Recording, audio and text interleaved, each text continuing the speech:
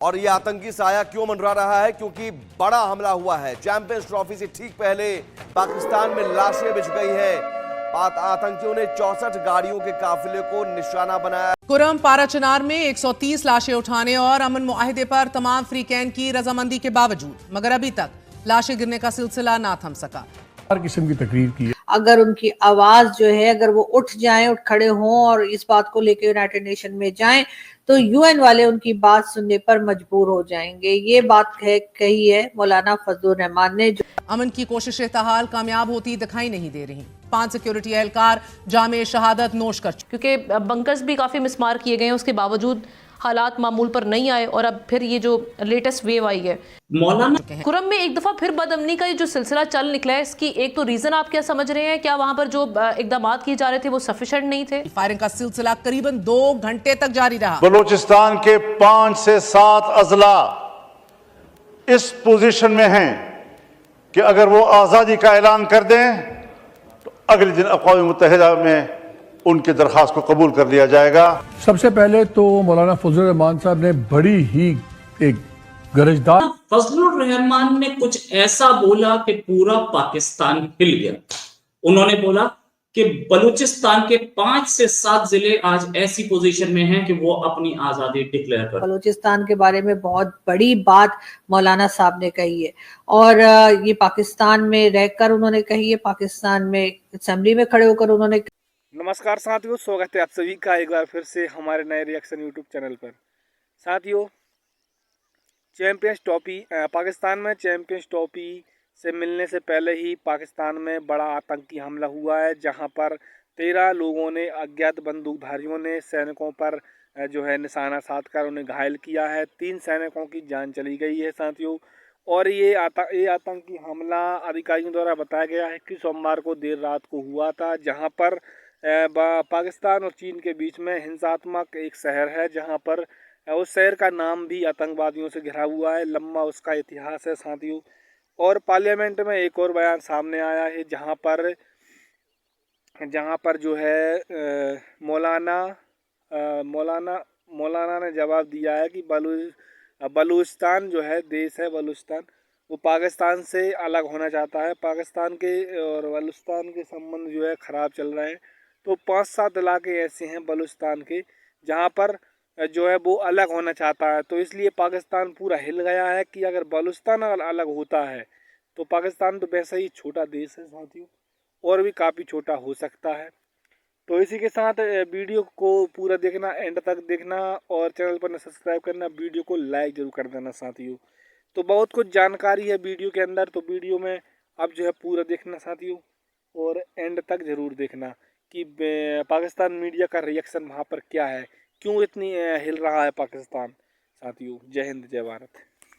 फजलुर रहमान और जिस तरह से ये बात कर रहे थे कि बिल्कुल बलूचिस्तान के इलाकों की बात कर रहे थे कि 5 से 7 इलाके एरियाज जो है वो बलूचिस्तान के ऐसे हैं जहां पर आज़ादी के लिए या वो लोग अलग होने के लिए अपनी जो है तरीके चला रहे हैं, अपनी मूवमेंट्स चला रहे हैं। और अगर उनकी आवाज़ जो है, अगर वो उठ जाएं, उठ खड़े हों और इस बात को लेकर यूनाइटेड नेशन में जाएं, तो यूएन वाले उनकी बात सुनने पर मजबूर हो जाएंगे। ये बात कही है मौलाना फजलुर रहमान ने, जो कि पार्लियामेंटेरियन भी हैं, बहुत अरसे तक जो है कश्मीर कमेटी के चेयरमैन भी रह चुके हैं और हमेशा से मौलाना साहब की बात को तमाम ही पॉलिटिकल पार्टीज जो हैं वो काफ़ी सुनती हैं और समझती हैं या नहीं ये तो मैं कुछ कह नहीं सकती, लेकिन बहरहाल बलूचिस्तान के बारे में बहुत बड़ी बात मौलाना साहब ने कही है और ये पाकिस्तान में रहकर उन्होंने कही है, पाकिस्तान में असेंबली में खड़े होकर उन्होंने कही है। क्या अब भी जो लोग जिम्मेदार हैं, जो पॉलिसीज बनाते हैं, क्या अब भी वो इनकार करेंगे इस बात से कि नहीं बलूचिस्तान में सब कुछ खैरियत है, कोई ऐसी बात नहीं है, कोई परेशानी की बात नहीं है और वो लोग जो है कुछ डिमांड नहीं कर रहे, वो लोग कोई प्रोटेस्ट नहीं कर रहे? बलूचिस्तान में डॉक्टर मारंग बलोच का मैंने आपसे पहले भी जिक्र किया है, बहुत ही बहादुर लेडी हैं वो और एक कंजर्वेटिव एरिया से बिलोंग करती हैं। बलूचिस्तान एक बहुत कंजर्वेटिव एरिया है, लेकिन इसके बावजूद वहां पर उन्होंने बहुत बार हमें ये दिखाया कि लोगों को उन्होंने घरों से बाहर निकाला। कई एरियाज की लेडीज भी बाहर आई और उनके साथ यानी डॉक्टर मारंग बलोच के साथ उन्होंने प्रोटेस्ट में हिस्सा लिया। इस बात से साफ जाहिर होता है कि वो लोग कितने ज्यादा परेशान है कि एक ऐसा कंजर्वेटिव एरिया जहां पर लेडीज जो है वो उस तरीके से बाहर नहीं आया करती, एक बहुत ऐसा पर्दे का भी बहुत ज्यादा वहां पे किया जाता है और लेडीज भी बिला वजह घर से बाहर नहीं निकलती। तो अगर वो अपने घरों से बाहर निकलने पे मजबूर हो गई हैं और वो बात करने पे मजबूर हो गई हैं तो डेफिनेटली कुछ ना कुछ तो ऐसा चल रहा है, वहां पर परेशानी है जो कि गवर्नमेंट छुपाने की कोशिश कर रही है, जो कि चाहे वो गवर्नमेंट हो चाहे वो एस्टेब्लिशमेंट हो, इस सिलसिले में बात नहीं कर रही। बार बार तकरीबन डेली बेसिस पे अगर आप मेरा सोशल मीडिया देखें, खास तौर पे मेरा ट्विटर या एक्स अगर आप उसको देखें, या फिर आप ईमान मजारी जो कि एडवोकेट भी हैं, अगर आप उनके पेज को चेक करें तो आपको पता लगेगा कि हर दूसरे दिन कोई ना कोई मिसिंग पर्सन्स का इशू जो है वो इस वक्त भी बलूचिस्तान में चल रहा है। और ये मिसिंग पर्सन्स कौन है, इनको कौन ले जा रहा है, इनको भारत तो ले जा नहीं सकता क्योंकि भारत के तो बॉर्डर लगते नहीं है बलूचिस्तान से, तो हमारे ही लोग ले जा रहे हैं, हमारी ही एजेंसी के लोग हैं जो इनको उठा के गायब कर रहे हैं। उसके बाद कुछ लोग जो हैं वो तो सालों साल से नहीं मिल रहे हैं और कुछ को जो है बताया गया है कि जी कुछ की डेड बॉडीज मिली हैं, और कभी ये बताया जाता है कि कुछ साल के बाद एक आध कोई होता है जो वापस भी मिल जाता है, लेकिन ऐसा बहुत कम होता है। ज्यादातर लोग ऐसे जो अभी तक मिसिंग है और उनके बारे में कहा यह जाता है कि जी वो अफगानिस्तान चले गए। मौलाना फजलुर रहमान ने कुछ ऐसा बोला कि पूरा पाकिस्तान हिल गया। उन्होंने बोला कि बलूचिस्तान के 5 से 7 जिले आज ऐसी पोजीशन में हैं कि वो अपनी आजादी डिक्लेयर कर दें और डिक्लेयर कर सकते हैं। अगर उन्होंने डिक्लेयर कर दी आजादी तो यूएन भी उनको एक्सेप्ट कर लेगा और पाकिस्तान फिर से टूट जाएगा। ये बात उन्होंने नेशनल असेंबली में बोली। पहले हम आपको सुनाते हैं उन्होंने क्या बोला। कि इस वक्त बलूचिस्तान के 5 से 7 अजला इस पोजीशन में हैं कि अगर वो आज़ादी का ऐलान कर दें तो अगले दिन अक़वाम मुत्तहिदा में उनकी दरख्वास्त को कबूल कर लिया जाएगा और पाकिस्तान को तक़सीम तस्वुर किया जाएगा। ये बात हमने आपको बहुत पहले बताई थी कि 5 से 7 जिले जो हैं वो टूट सकते हैं, क्योंकि वहां पे एक्चुअली बीएलएफ इतनी स्ट्रांग है, उनकी अपनी प्रेजेंस इतनी स्ट्रांग है कि पाकिस्तानी आर्मी वहां पे घुसती भी नहीं है। तो पाकिस्तानी आर्मी के जो ऑफिसर्स हैं उनका क्या मतलब होता है जाने का? वो जाएंगे क्यों?